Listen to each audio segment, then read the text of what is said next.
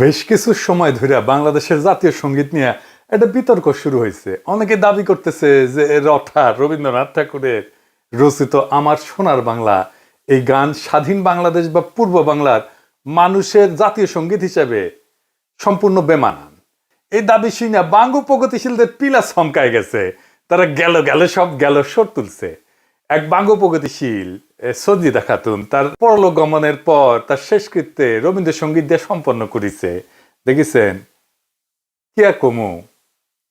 এমনকি বাঙ্গ প্রগতিশীল হিসেবে নিজেকে জাহির করা কচু খেতি এককালে মোডা আজিজ আর সন্ত্রাসী হারিসের ব্যবসায়িক পার্টনার দুই সিঙ্গালা ছাগল ডাবল ড্রপ আউট ওই পর্যন্ত ঘোষণা দিছে রবীন্দ্রসঙ্গীত আমার সোনার বাংলা বাংলাদেশের লক্ষ কোটি মানুষের হৃদয়ের গান এবং এটা নাকি আমাগো ন্যাশনাল ভ্যালুজ বহন করে। হ্যাঁ, হালাই ন্যাশনাল ভ্যালুজ বুঝে। হ্যাঁ, উইমেন লাইফ খুব বুঝে ফেলিছে ন্যাশনাল ভ্যালুজ। শালা double drop out national values বাপ রে বাপ। হ্যাঁ, ডাবল ড্রপ আউটের ইতিহাস জ্ঞান এমনিতেই হাস্যকর ভাবে কম, অথচ এই ডাবল ড্রপ আউট কয়েকদিন আগে আল্লামা ইকবালের নামে ঢাকা বিশ্ববিদ্যালয়ের হল নামকরণের দাবিতে খুব দয়া কইছিল মীর জাফরের নামেও হল করা উচিত। আল্লামা ইকবাল উপমহাদেশের মুসলমানদের মধ্যে সর্বশ্রেষ্ঠ দার্শনিক, যাকে বিংশ শতাব্দীর অন্যতম গুরুত্বপূর্ণ মুসলিম দার্শনিক হিসেবে প্রাচ্য এবং পাশ্চাত্যে উভয় জায়গাতে বিবেচনা করা হয়। ইকবাল 1938 সালে মৃত্যুবরণ করেন, 1971 সালের বাংলাদেশের স্বাধীনতা সংগ্রামের 33 বছর আগে। এমনকি ভারত ভাগার আগেই উনি মারা গেছেন। অথচ ইনাকে নিয়ে একচু খ্যাতি এবং বাঙ্গ প্রগতিশীলদের চুলকানির অভাব নেই। অথচ ঢাকা বিশ্ববিদ্যালয়ে ইকবালের নামে আগেও ছিল হল, যেটাকে ইসলামোফোবিক আওয়ামী বামেরা 71 সালের পর নাম পাল্টায় অন্য সব হলের সাথে ইকবাল হলের নাম পাল্টায় সার্জেন্ট জহুরুল হক হল করে। যে জহুরুল হক হল 60-এর দশকে আগরতলাতে পাকিস্তানের বিরুদ্ধে বিদ্রোহ এবং বিভিন্ন সেনানিবাসে বিডিআর বিদ্রোহের মতো গণহত্যা করার ষড়যন্ত্রে জড়িত ছিল, ইন্ডিয়ার সাথে আর কি, ইন্ডিয়ার পরিকল্পনায়। আর একটা হইল জিন্না হলের নাম পাল্টায় রাখা হয় সূর্য সেনের নামে। ইতিহাসে মীর জাফর কারা সেটা খুব স্পষ্ট। কচুক্ষেতে এবং বাঙ্গ প্রগতিশীলদের ইতিহাস নিয়ে জ্ঞান বুদ্ধি অত্যন্ত সীমিত। পলাশির যুদ্ধের পর মীর জাফর এবং তার ছেলে নাজমুদ্দৌলা, সাইফুদ্দৌলা এবং মুবারকউদ্দৌলা 50 বছর মুর্শিদাবাদে ইংরেজদের প্রোটেকশন থেকে শান শওকতের সাথে নবাবী জীবনযাপন করত, যেমনটা করতো মুজিব, হাসিনা। ধানমন্ডি এবং গণভবনে থেকে ভারতের প্রোটেকশনের ছত্রছায়।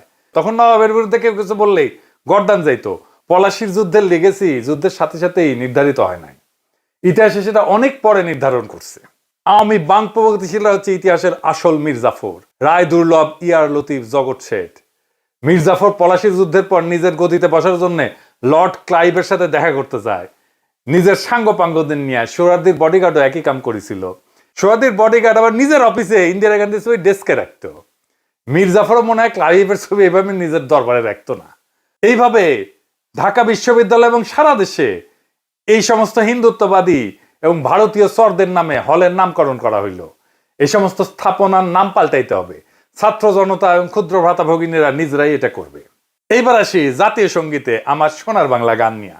আমার সোনার বাংলা গানের ইতিহাস কি, এই গানের মানে কি, কবে, কোথায়, কোন প্রসঙ্গে এই গান কম্পোজ করা হয়েছিল,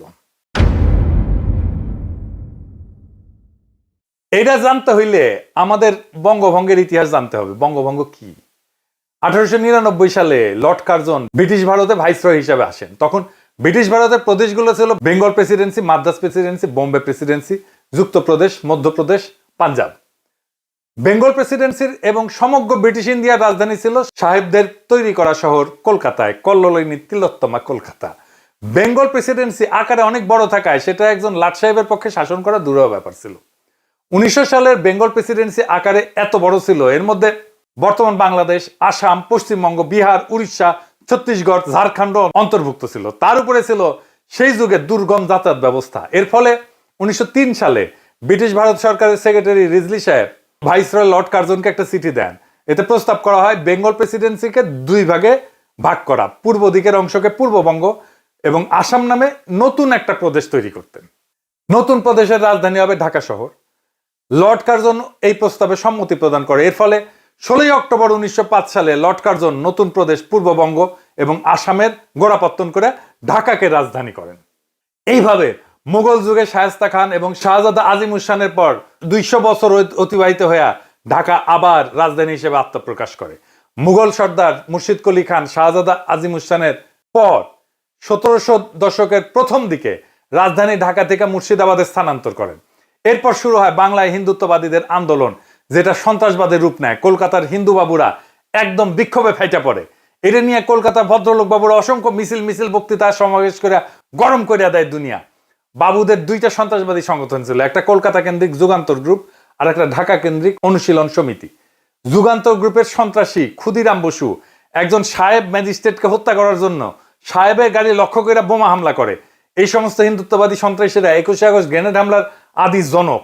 ক্ষুদিরামের নিক্ষেপ করা গ্রেনেড সাহেবের গাড়ির পরিবর্তে দুইজন মেম সাহেবের গাড়িতে গিয়া পড়ে এবং একজন ইংরেজ ব্যারিস্টারের স্ত্রী এবং কন্যাকে হত্যা করে।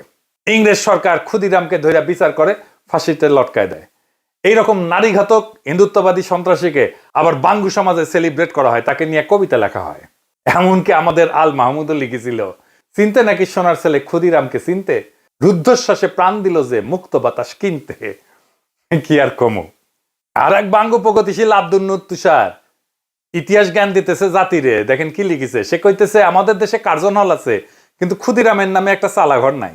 ইংরেজদের দালাল নবাবদের মঞ্জিল আছে, মানে আহসান মঞ্জিল আর কি, কিন্তু প্রীতিলতার একটা ভালো ভাস্কর্য নাই। মানে আছে কিন্তু ভালো নাই, কুটি আছে।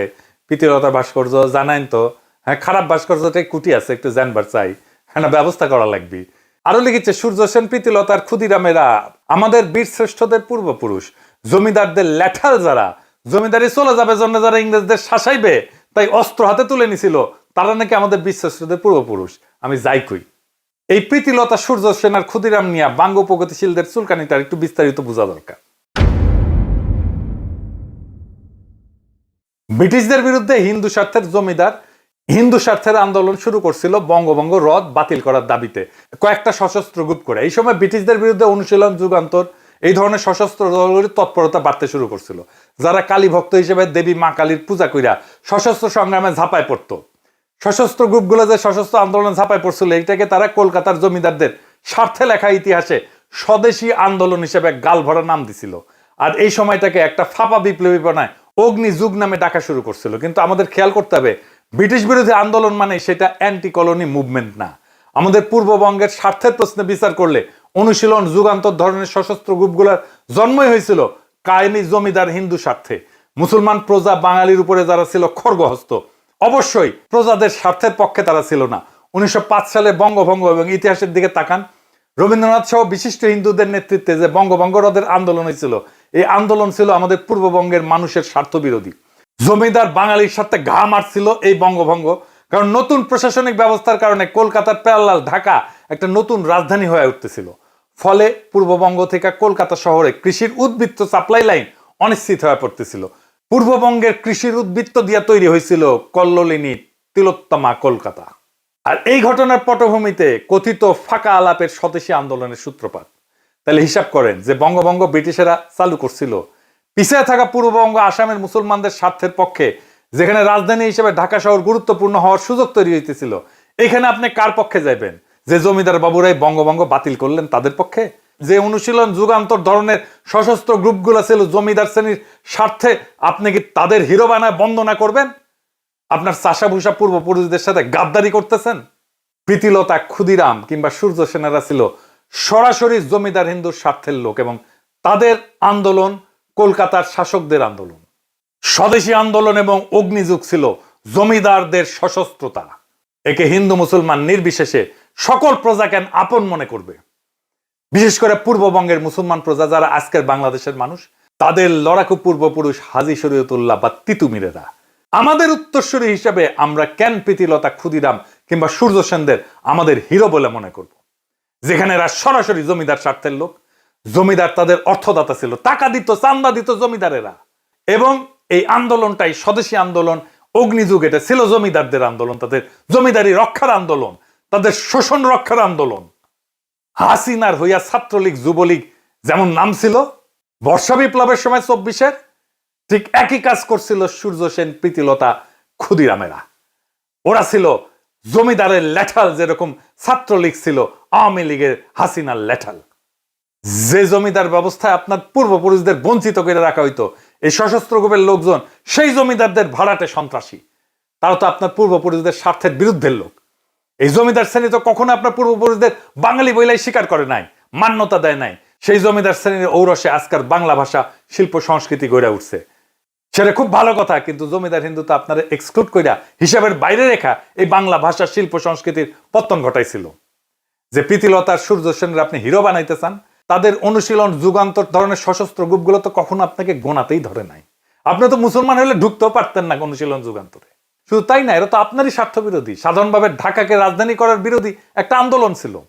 চান্স পাইলে এরা প্রীতিলতা, ক্ষুদিরাম কিংবা সূর্য সেনদের নিয়ে আপনার তথাকথিত প্রগতির কাঁচা আবেগ টক বগায় ফুটতে থাকে। সূর্য সেন, ক্ষুদিরাম, প্রীতিলতার নামে কোনো স্মারক বাংলাদেশে থাকবে না। এই বঙ্গভঙ্গ বিরোধী আন্দোলন নিয়ে রমাপ্রসাদ ভাস্কর একটা প্রবন্ধ লিখছিলেন। প্রবন্ধটার নাম বঙ্গভঙ্গ এবং রামেন্দ্র সুন্দর ত্রিবেদী। এই প্রবন্ধে সেই আন্দোলনে রবীন্দ্রনাথ ঠাকুর ওরফে রঠার ভূমিকার বিস্তারিত বর্ণনা আছে। পূর্ব বাংলার চাষা মুসলমানদের জন্য যে এক আলাদা রাজ্য হচ্ছে, এটা কলকাতার বাবুরা মেনে নিতে পারে না। এই জন্যই তাদের এত হাউকাউ আন্দোলন, সন্ত্রাসী কর্মকাণ্ড। ওই আন্দোলনের সময় 25শে আগস্ট 1905 সালে কলকাতার টাউন হলে একটা সভা অনুষ্ঠিত হয়। সেটা ছিল বঙ্গভঙ্গের বিরুদ্ধে একটা প্রবন্ধ পাঠের আসর। বাবুরা নাম দিছিল অবস্থা এবং ব্যবস্থা। ওই আসরে রবীন্দ্রনাথ তার সদ্য রচিত আমার সোনার বাংলা গানটা প্রথম পরিবেশন করে। বাবুরা রঠাকে বঙ্গভঙ্গ আন্দোলনের চারণ কবি হিসেবে নিযুক্ত করে। রঠা উত্তেজিত মাসখানেকের মধ্যে 20 থেকে 25টা উত্তেজনাকর গান রচনা করে ফেলে। এরপর 27শে সেপ্টেম্বর রঠার সভাপতিত্বে 18/4 অক্রুর দত্ত লেনে একটা সভা অনুষ্ঠিত হয়। সেখানে রঠা সর্বপ্রথম রাখি বন্ধন প্রথা চালু করার প্রস্তাব দেন এবং এই উপলক্ষে রাখি সঙ্গীত বাংলার মাটি বাংলার জল এই গানটা রচনা করেন। বাংলার মাটি বাংলার জল, বাংলার বায়ু বাংলার ফল, পূর্ণ হোক পূর্ণ হোক পূর্ণ হোক হে ভগবান। 50,000 কণ্ঠে উচ্চারিত বন্দে মাতরম ধ্বনির মধ্যে সুরেন্দ্রনাথ বন্দ্যোপাধ্যায় সভাপতির অভিভাষণ পাঠ করেন। বাংলায় সেটা রবীন্দ্রনাথ পাঠ করেন। রবীন্দ্রনাথ তাদের মধ্যে ছিলেন এবং তার নতুন গান ওদের বাঁধন যতই শক্ত হবে ততই বাঁধন টুটবে গাইতে থাকেন। এরপর রবীন্দ্রনাথ তার আর একটা গান ধরেন, তা হইল বিধির বাঁধন কাটবে তুমি এমন শক্তিমান। এরপর 1905 সালের আশ্বিন মাসে, মানে সেপ্টেম্বর অক্টোবর সংখ্যায়, রবীন্দ্রনাথ কার্তিক সম্পাদিত বঙ্গদর্শন পত্রিকায় রঠা প্রথম আমার সোনার বাংলা গানটা পাবলিশ করেন, প্রকাশ করেন। এই বঙ্গদর্শন পত্রিকার একটা বিশাল ইতিহাস আছে। কি সেই ইতিহাস? এই পত্রিকা 1872 সালে প্রথম সম্পাদনা করে বের করে বাংলা সাহিত্যের সবচেয়ে কুখ্যাত ইসলামোফোব আর হিন্দুত্ববাদীদের গডফাদার বঙ্কিমচন্দ্র চট্টোপাধ্যায়। বঙ্কিম তার উপন্যাসগুলো এই পত্রিকায় সিরিয়াল আকারে পাবলিশ করত। এইখানে 1882 সালে ধারাবাহিকভাবে প্রকাশিত হয় বঙ্কিমের উপন্যাস আনন্দমঠ। এই আনন্দমঠে বঙ্কিম হিন্দুত্ববাদীদের জাতীয় সঙ্গীত বন্দে মাতরম প্রথম কম্পোজ করে প্রকাশ করেন। পুরা উপন্যাসের বিষয়বস্তু হচ্ছে মুসলিমদের খেদানো। পুরা পত্রিকাটা ছিল ইসলামোফোবিয়ার একটা পাত্র। এইখানে 1884 সালে বঙ্কিম আরেকটা প্রবন্ধ প্রকাশ করে বাংলার কলঙ্ক নামে। মুসলমানদের গালিগালাজ করাইছিল সেই প্রবন্ধের মূল থিম। এরকম বহু লেখা প্রকাশিত হয় এই পত্রিকাতে। পুরা কলকাতার ভদ্রলোক সমাজে এই পত্রিকা গোগ্রাসে গিলত। তাদের ওয়ার্ল্ড ভিউ প্রচার করছে এইটা। রঠা ছোটবেলাতে গোগ্রাসে সমস্ত গল্প গিলত। রঠার নিজের মুখেই শোনেন তার আত্মজীবনীতে কি লিখেছে। অবশেষে বঙ্কিমের বঙ্গদর্শন আসিয়া বাঙালির হৃদয় একেবারে লুট করিয়া লইল। একে তো তাহার জন্য মাসান্তের প্রতীক্ষা করিয়া থাকিতাম, তাহার পরে বড় দলে পড়ার শেষের অপেক্ষা করা আরো বেশি দুঃসহ হইত। এইরকম একটা কুখ্যাত ইসলামোফোব বাংলার মুসলমানকে গালিগালাজ করা পত্রিকাকেই রঠা বাইছে নিলেন আমার সোনার বাংলা গান পাবলিশ করার জন্য, প্রকাশ করার জন্য। আর রঠা এই বঙ্গদর্শন পইরা বড় হইছে, তাহলে ওর ভিতরে কি আছে সেটা বুঝে দেখেন। এই হচ্ছে কচুক্ষেতির স্বল্প জ্ঞানের ন্যাশনাল ভ্যালুস, এইটার ইতিহাস। এই গানকে যে এখনো জয় বাংলা করা হয় নাই, সেটা তো বাঙ্গু প্রগতিশীলদের 7 জন্মের ভাগ্য। কিন্তু এই ভাগ্য বেশি দিন টিকবে না। হাসিনা যেমনে জয় বাংলা হয়েছে, আওয়ামী লীগ যেমনে জয় বাংলা হয়েছে, 32 নম্বর যেমনে জয় বাংলা হয়েছে, এই গানও জয় বাংলা হবে। এরপর বঙ্গভঙ্গ রদ করার এরকম অপচেষ্টাকে প্রতিহত করার জন্য 1906 সালের ডিসেম্বর মাসে ঢাকায় নওয়াব সলিমুল্লাহ তার বাড়ি আহসান মঞ্জিলে সমগ্র ভারতবর্ষের মুসলমান নেতাদের আমন্ত্রণ জানান। উপলক্ষ ছিল অল ইন্ডিয়া মোহামেডান এডুকেশনাল কনফারেন্সের মিটিং। স্যার সৈয়দ আহমেদ খান এই এডুকেশনাল সংস্থা প্রতিষ্ঠা করছিলেন। সেই মিটিংয়ে আহসান মঞ্জিলে সারা ভারতবর্ষ থেকে 3000 মুসলমান ডেলিগেট যোগদান করেন। মিটিংয়ে সভাপতিত্ব করেন উত্তরপ্রদেশের মিরাটের নবাব ভিকারুল মুলক। আজকের শাহবাগ তখন নওয়াব সলিমুল্লাহর বাগান ছিল। এইখানেই নওয়াবের একটা বাগান গাড়ি ছিল এই শাহবাগে। সেই শাহবাগের বাগান বাড়িতে অনুষ্ঠিত হয় ঐতিহাসিক মিটিং। শাহবাগ থেকে এই ঘটনার শুভ সূচনা। যেখানে নওয়াব সলিমুল্লাহ ভারতবর্ষে মুসলমানদেরকে নিজেদের স্বার্থ রক্ষার জন্য একটা রাজনৈতিক দল গঠন করার প্রপোজাল দেন, যেটা সর্বসম্মতিক্রমে গৃহীত হয়। এইভাবেই জন্ম হয় মুসলিম লীগের। স্যার সৈয়দ আহমেদ খানের ঘনিষ্ঠ বন্ধু নওয়াব মহসিন মুলককে করা হয় মুসলিম লীগের সেক্রেটারি এবং সংবিধানের মূল লেখক।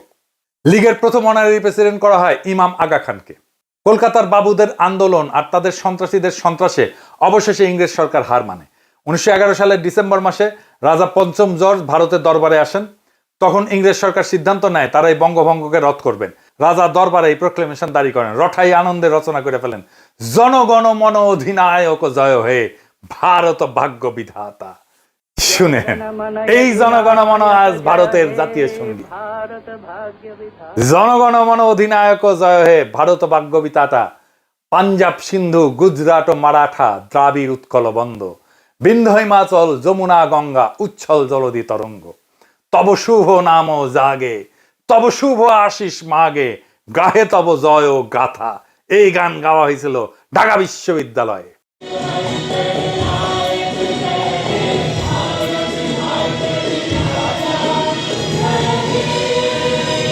রটা নিয়ে একটা মজার গল্প শোনায়। রটা কিন্তু মেয়েলি ভয়েসে কথা কইতেন। এটা নিয়ে প্রখ্যাত সাহিত্যিক সাংবাদিক আবুল কালাম শামসুদ্দিনের একটা ঘটনা আছে উনার আত্মজীবনীতে, অতীত দিনের স্মৃতি বইতে।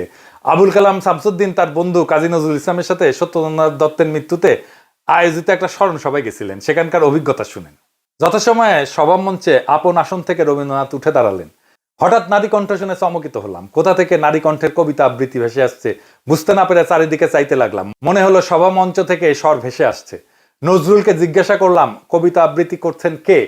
নজরুল হেসে বললেন, রবীন্দ্রনাথের মুখের দিকে চেয়ে দেখুন তো। চেয়ে দেখলাম, তাই তো, মুখ নড়ছে, কিন্তু এ নারী কণ্ঠ কেন? নজরুল বললেন, তার কণ্ঠস্বরই এরূপ। আমি বিস্মিত হলাম। এমন নারী কণ্ঠের স্বর যে কোনো পুরুষের থাকতে পারে এ ধারণা আমার ছিল না। রঠার অখণ্ড সোনার বাংলা ছিল অখণ্ড ভারত মাতার একটা অংশ। এই গান কিভাবে কোন যুক্তিতে স্বাধীন বাংলাদেশের জাতীয় সঙ্গীত হয়? যারা এই গানকে বাংলাদেশের জাতীয় সঙ্গীত হিসেবে গৃহীত করাইছে তাদের মধ্যে মুখ্য চরিত্র হচ্ছে কুখ্যাত ভারতের দালাল রয়্যাল এজেন্ট চিত্তরঞ্জন সুতারের সহচর সিরাজুল আলম খান, যাদের উদ্দেশ্যই ছিল পূর্ব বাংলাকে ভারতের সাথে যোগ করানো। ঠিক এই উদ্দেশ্যেই তারা এই গানকে বাংলাদেশের জাতীয় সঙ্গীত বানাইছে। সিরাজুল আলমের সহচর জাসদের মহিউদ্দিন তার বইতে কি লিখেছে দেখেন। সিরাজুল আলম খান তখন কলকাতার ভবানীপুরে রাজেন্দ্র প্রাসাদ রোডের চিত্তরঞ্জন সুতারের বাড়িতে ঘুমায়। হ্যাঁ, ওর বাড়িতেই থাকতো। চিত্তরঞ্জন সুতারের কার্যকলাপ আমি আগের এপিসোডে আলোচনা করছি। সুতার বাংলাদেশেও রয়ের ফান্ডিং নিয়ে সশস্ত্র বঙ্গভূমি আন্দোলন করছিল। এই সুতার 71 সালে ইন্দিরা গান্ধীকে বারবার বলছিল ভারত মাতা যেন বাংলাদেশকে সম্পূর্ণভাবে নিজের সাথে যুক্ত করিয়া পশ্চিম বাংলার সাথে যোগ করিয়া রবীন্দ্রনাথের অখণ্ড সোনার বাংলা প্রতিষ্ঠা করে। জাতীয় সঙ্গীতের সিদ্ধান্ত সিরাজুল আলম খান কিভাবে নেয় সেটা এখন শুনেন। 2 মার্চ বিকালে সিরাজুল আলম খান ইকবাল হলের ক্যান্টিনে ছাত্রলীগের একদল নেতা কর্মীকে নিয়ে বসলেন। কিছু কিছু বিষয়ে দ্রুত সিদ্ধান্ত নেওয়ার দরকার ছিল। তিনি কিছু একটা বলছেন আর কেউ একজন নোট নিচ্ছেন। তিনি বললেন, জাতীয় পতাকা কেমন হবে? কয়েকজন বলল, আজ বটতলায় যেটা তোলা হয়েছে সেটাই হোক। জাতীয় সঙ্গীতের প্রসঙ্গ উঠতেই দ্বিজেন্দ্রলাল রায়ের ধনধান্যে পুষ্প ভরা গানটির প্রস্তাব এলো। কিন্তু এর দুটো সমস্যা ছিল। প্রথমত, গানটার কোথাও বাংলা বা বাংলাদেশ শব্দটি নেই। দ্বিতীয়ত, গানটার কোনো রেকর্ড পাওয়া যায় না। শেষমেশ প্রস্তাব করা হলো রবীন্দ্রনাথের আমার সোনার বাংলা, আমি তোমায় ভালোবাসি গানটিকে জাতীয় সঙ্গীত করা হোক। সিরাজুল আলম খান মাথা নাড়লেন। একজন সঙ্গে সঙ্গে নোট নিল। এরপর এলো জাতির পিতা প্রসঙ্গ। রঠা কখনোই বাঙালি জাতীয়তাবাদী ছিল না। কলকাতার কোনো হিন্দুই বাঙালি জাতীয়তাবাদী হয় না। পশ্চিম বাংলার সকল হিন্দু বুদ্ধিজীবী এলিট সবাই সর্বভারত প্যান ইন্ডিয়ান অখণ্ড হিন্দু ভারতে বিশ্বাস করত এবং করে এবং করবে। এরা সর্বদা আগাগোড়া অখণ্ড ভারত মাতার পূজারী। আগামী এপিসোডে আমি এটা নিয়ে বিস্তারিত আলোচনা করব।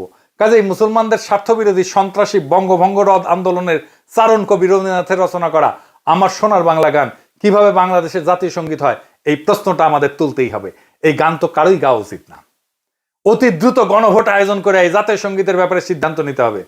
সিরাজুল আলম খানের চাপায় দেওয়া গানকে কখনোই আমাদের জাতীয় সঙ্গীত হিসেবে মেনে নেওয়া যাবে না, হবে না। রঠা বাঙ্গ প্রগতিশীলদের কাছে সবসময় একটা পলিটিক্যাল প্রজেক্ট ছিল। বাঙালি জাতীয়তাবাদের নামে পূর্ব বাংলার মুসলমানদেরকে যে কিরকম ভণ্ডামি গিলাইছে আওয়ামী বামেরা, সেটা আগামীতে ফাঁস করা হবে। সামনের এপিসোডে সেটা নিয়ে আলাপও করা হবে। আমি 100% শিওর, যদি ধরেন নকশাল বা অন্য কেউ পশ্চিম বাংলার রাজ্যকে ভারত থেকে বিচ্ছিন্ন করার দাবি তুলতো, রবীন্দ্রনাথ বেঁচে থাকলে উনি নুরুল আমিন ফজলুল কাদের চৌধুরী অথবা গোলাম আজম যেরকম অখণ্ড পাকিস্তান রক্ষার চেষ্টা করছিলেন, রঠা তার চেয়ে 10 গুণ বেশি এফোর্ট দিয়া অখণ্ড ভারতকে রক্ষা করতেন। খালি রবি না, পশ্চিম বাংলার অধিকাংশ বাঙালি ভদ্রলোক এই কাজটা করতেন। নকশালদেরকে তো ইন্ডিয়া অত্যন্ত কঠোরভাবে সামরিক শক্তি দিয়ে দমন করছে। সেটা নিয়ে পশ্চিম বাংলার বাবুরা জেনোসাইড, গণহত্যা বলে লাফায় না। এটাও অঙ্ক হিসাব প্রমাণ করে দেওয়া যাবে যে পশ্চিমবঙ্গে ভারতীয় আর্মির নকশাল দমন পাকিস্তান আর্মির অপারেশন সার্চলাইট থেকেও নির্মম ছিল। এমনকি শিখদের স্বর্ণ মন্দিরে ভারতীয় আর্মি হামলা অপারেশন ব্লু স্টার আর অপারেশন সার্চলাইট থেকেও ভয়ঙ্কর ছিল। ইন্দিরা গান্ধীর মৃত্যুর পরে যেভাবে শিখ জেনোসাইড হয়েছে, এরকম জেনোসাইড 1971-এও হয় নাই বাংলাদেশে।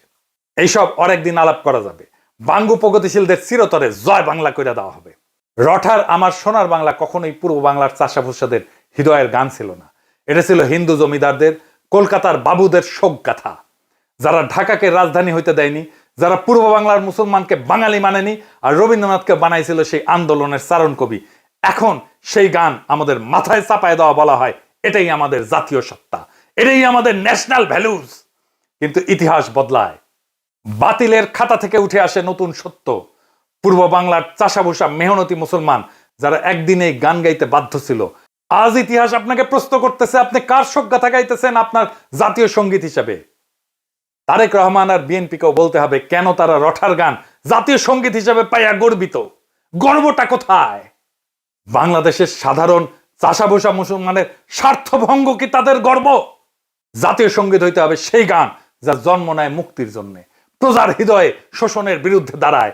আমার সোনার বাংলা না, আমাদের চাই আমাদের নিজস্ব, আমাদের আত্মপরিচয় বহনকারী, আমাদের স্বপ্নের প্রতিধ্বনি করা গান।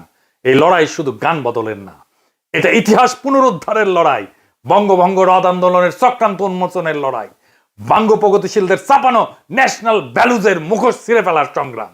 এখনই সময় আসছে রঠার লেখা ইতিহাসের বদলে নিজের কলমে নিজের ইতিহাস লেখার, নিজের কলমে নিজের জাতীয় সঙ্গীত লেখার, নিজের কলমে নিজের গৌরবের ইতিহাস লেখার, বাংলাদেশের ভূখণ্ডের এই জনগণের সত্যিকারের জাগরণের ইতিহাস লেখার। এইবার সময় আসছে আমার সোনার বাংলাকে বিদায় জানানোর। নতুন স্বাধীনতার পরে আসবে নতুন জাতীয় সঙ্গীত। জয় হোক চাষাভুষার, জয় হোক ইতিহাসের, জয় হোক জনগণের মুক্তির, আমাদের আবহমান লড়াইয়ের। ইনকিলাব জিন্দাবাদ।